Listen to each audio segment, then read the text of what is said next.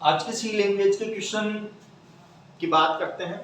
देखो आज के जो क्वेश्चन है वो भी सी लैंग्वेज के हैं। तो पहला क्वेश्चन है कि सी भाषा की कंपाइलिंग। कंपाइलिंग का मतलब ध्यान रखना कि जो मानव भाषा को मशीनी भाषा में बदलता है या मशीनी लैंग्वेज में कन्वर्ट करने के लिए कंपाइलिंग शब्द का प्रयोग होता है। ठीक है, वह लिंकिंग के लिए किस कमांड का प्रयोग किया जाता है? तो इसके लिए होता है G++। दोबारा ध्यान रखना कि भाई सी प्रोग्राम की कंपाइलिंग, दो वर्ड है, कंपाइलिंग और लिंकिंग के लिए किस कमांड का प्रयोग किया जाता है? तो G++ का। इसके बाद में नेक्स्ट क्वेश्चन था कि एक C++ का जो प्रोग्राम होता है उसके कितने भाग हो सकते हैं या कितने अनुभाग हैं? तो वो होते हैं इसके 4। इसके बाद में कि C++ भाषा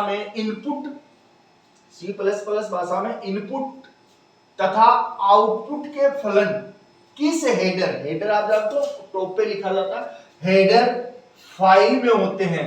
तो IO स्ट्रीम में, किसमें होते हैं? IO स्ट्रीम में, इनपुट आउटपुट स्ट्रीम जिसका फुल फॉर्म है।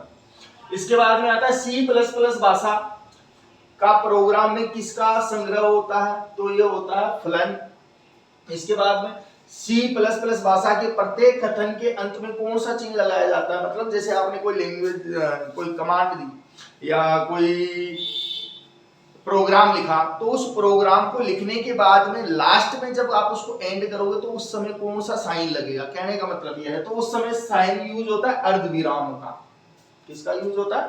अर्धविराम का। इसके बाद में कौन MS DOS में C++ का कंपाइलर होता है? तो इसके दो कंपाइलर है, एक तो टर्बो C++ और एक होता है बोरलैंड C++। ठीक है, वापिस से कंपाइलिंग का देखो नाम आया, तो कंपाइलिंग क्या करती है? कन्वर्ट करने का काम करती है, मानव भाषा को मशीनी भाषा में बदलने का कार्य करती है। इसके अलावा एक और शब्द है इंटरप्रेटर। एक और कौन सा है? इंटरप्रेटर। तो दो शब्द कंपाइलर और इंटरप्रेटर, ये दोनों मानव भाषा को मशीनी भाषा में बदलते हैं और वो लैंग्वेज होती है हाई लेवल की। एक होता है असेंबलर। असेंबलर क्या करता है कि जो लो लेवल की लैंग्वेज होती है उनको कन्वर्ट करने का काम करता है। और लास्ट ईयर कंप्यूटर अनुदेशक में शायद ये क्वेश्चन पूछा हुआ भी था। तो देखो आगे, तो C++ भाषा के प्रोग्राम की सबसे छोटी इकाई को क्या कहते हैं? तो उसको हम बोलते हैं टोकन्स। क्या बोला जाता है? टोकन्स। इसके अलावा structure data type, structure data type का आकार होता है, तो सभी मेंबरों के आकार के योग के बराबर होता है। जितने मेंबर होंगे उन सभी का योग होगा, उस योग के बराबर क्या होगा? Structure data type. इसके बाद में कौन सा डेटा टाइप मेमोरी की बचत करने वाला होता है? कि कौन सा ऐसा डेटा है जो मेमोरी की बचत करता है? तो उसका राइट आंसर होगा यूनियन। इसके बाद में C++ के डेटा टाइप क्लास के लिए वेरिएबल को क्या कहा जाता है? कि C++ में जो डेटा टाइप क्लास होती है और उसके लिए जो वेरिएबल यूज किया जाता है तो उसको हम क्या कहेंगे? तो उसको हम बोलते हैं ऑब्जेक्ट। क्या बोला जाता है? ऑब्जेक्ट बोला जाता है। इसके अलावा नेक्स्ट क्वेश्चन है कि भाई किस डेटा टाइप के नामों को संख्याओं के साथ जोड़ा जाता है? दोबारा सुनना कि भाई किस डेटा टाइप के नामों को संख्याओं के साथ में जोड़ा जाता है? तो वो होता है एन्यूमेरेटेड, जिसमें क्या बताया कि किस डेटा टाइप को नामों के साथ संख्याओं के साथ जोड़ा जा सकता है। या तो कह दो कि भाई नाम और संख्या दोनों एक साथ किस में लिखे जाते हैं या किस में लिख सकते हैं? तो एन्यूमेरेटेड के अंदर लिखा जाता है। इसके बाद में C++ के वेरिएबल की घोषणा कहाँ की जाती है?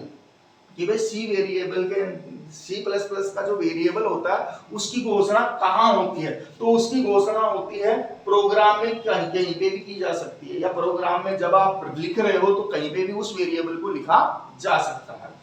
इसके बाद में है कि C++ में प्रोग्राम में किसी कथन के पहले जो साइन लगता है, ध्यान रखना, C++ के प्रोग्राम में किसी कथन के पहले जो साइन या चिन्ह लगता है उसे क्या कहते हैं? तो उसे हम कहते हैं प्री प्रोसेसर डायरेक्टिव।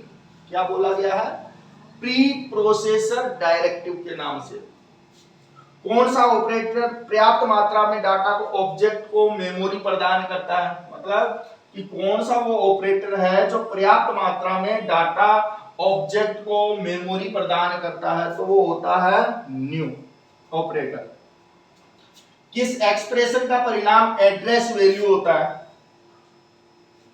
किस एक्सप्रेशन का परिणाम एड्रेस वैल्यू होता है? तो वो होता है पॉइंटर का, पॉइंटर एक्सप्रेशन।